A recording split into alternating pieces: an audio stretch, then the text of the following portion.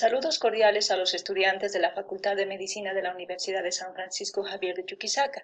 En esta ocasión revisaremos el tema 1, Psicología General. Como introducción al tema de psicología general tenemos que hablar de la importancia que tiene la psicología.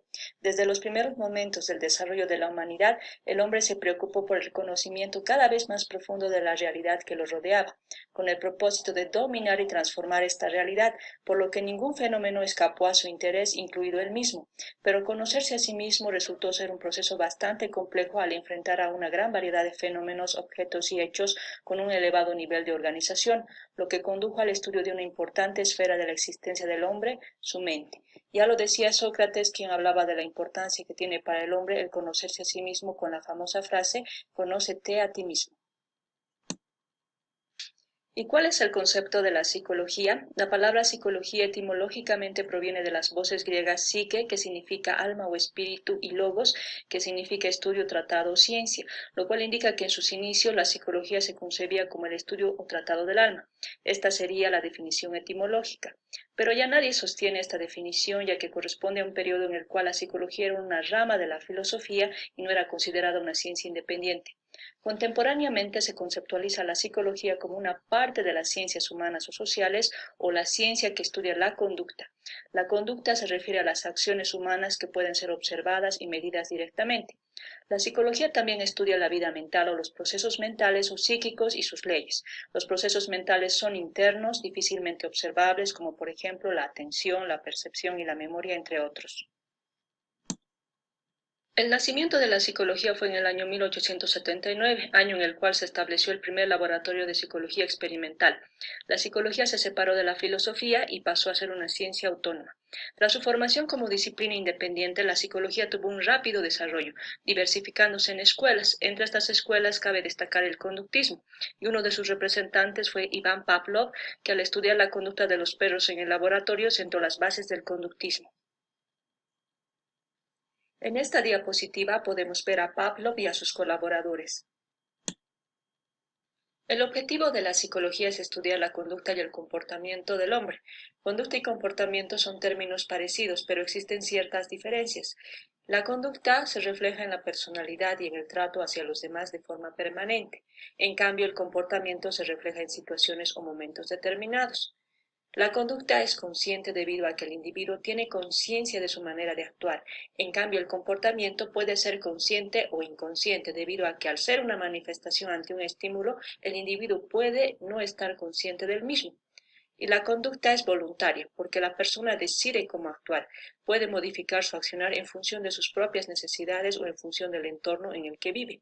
En cambio, el comportamiento puede ser voluntario o involuntario, por lo que se presenta en un determinado momento como reacción a un estímulo proveniente del entorno.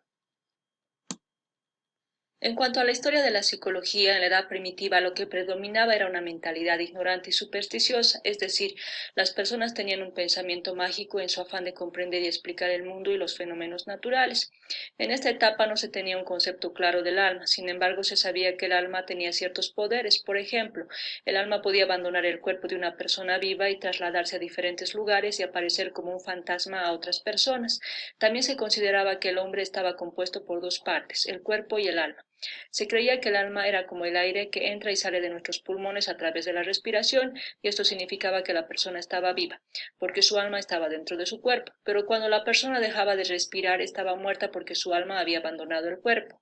En el fenómeno cotidiano del sueño, las personas en sus sueños podían visitar lugares lejanos, tener aventuras extraordinarias y ver a personas fallecidas. En esta etapa el loco era considerado como poseído por demonios o espíritus malignos, y para que los demonios desalojaran el cuerpo sometían al sujeto a una serie de torturas, como someterlos a ruidos fuertes como el estruendo de tambores y otros instrumentos, hasta las palizas y las muertes en la hoguera. También se practicaba la craneotomía, realizando un orificio en el cráneo de la persona viva para que los espíritus malignos escaparan a través de ese orificio. Edad antigua. Durante esta época la psicología se caracterizó por ser una psicología filosófica, ya que la psicología formó parte de la filosofía. Entre sus representantes tenemos a Sócrates con su célebre frase «Conócete a ti mismo», que no era otra cosa que una invitación al conocimiento de la interioridad.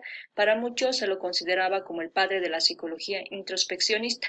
Luego tenemos a Platón, filósofo griego que asumía que el carácter y la inteligencia venían por la herencia.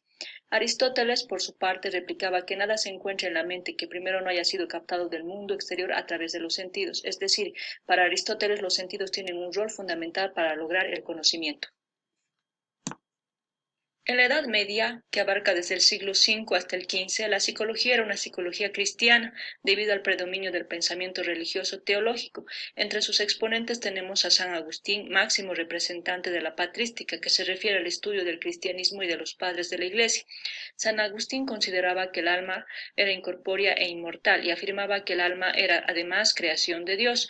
Se inspiró en Platón. Otro representante también fue Santo Tomás. Por último, tenemos la Edad Moderna, donde el Renacimiento significó una verdadera revolución en el campo político, económico y social. Esto dio lugar al enorme progreso y desarrollo de las ciencias, ya que lograron independizarse del tronco materno de la filosofía. La psicología surge como ciencia encargada de estudiar la conducta. A fines del siglo XIX se produjo una gran polémica entre dos corrientes antagónicas. Por una parte, la corriente de los psicólogos tradicionalistas, los cuales consideraban que el objeto esencial de la psicología era el estudio del alma. Por lo tanto, la psicología era esencialmente subjetiva, y por otra parte el sector de los psicólogos modernos, quienes sostienen que la psicología debía tener un carácter empirista, experimental y descriptivo. La psicología tiene diversas ramas. Entre estas ramas tenemos la psicología pura, que al obtener un conocimiento teórico de la conducta busca conocer el cómo y por qué de la vida mental, sin preocuparse por la aplicación que pueda tener este conocimiento. La psicología aplicada, que al obtener un conocimiento científico de la conducta busca utilizar ese conocimiento en diversas áreas de la acción humana. Algunas ramas de la psicología aplicada son la psicología pedagógica, que investiga la conducta en función de la educación; la psicología del trabajo, que estudia los factores psicológicos que influyen en el trabajo; la psicología jurídica, que investiga los aspectos psicológicos relacionados con el derecho; la psicología publicitaria, que estudia las condiciones psicológicas para que la publicidad y la propaganda produzcan el mayor efecto en el público; y la psicología médica, que aplica los principios y conocimientos de la psicología al tratamiento de los enfermos. Por otra parte, tenemos la psicología normal, que estudia la conducta como manifestación de una vida mental sin alteraciones; la psicología anormal, que investiga las alteraciones de la conducta como expresión de una vida mental perturbada; y la psicología general, que se ocupa del comportamiento del hombre normal y civilizado. Además, tenemos la psicología diferencial, que estudia las variaciones o diferencias de la conducta producidas por diversos factores, como el sexo, edad, clase social u ocupación; la psicología evolutiva, que estudia el desarrollo de la vida psíquica a través de las diferentes etapas de la vida; la psicología social, que estudia el comportamiento en relación a factores sociales como la imitación, la sugestión; la psicología animal, que investiga el comportamiento de los animales; y la psicología vegetal, que investiga el comportamiento de las plantas.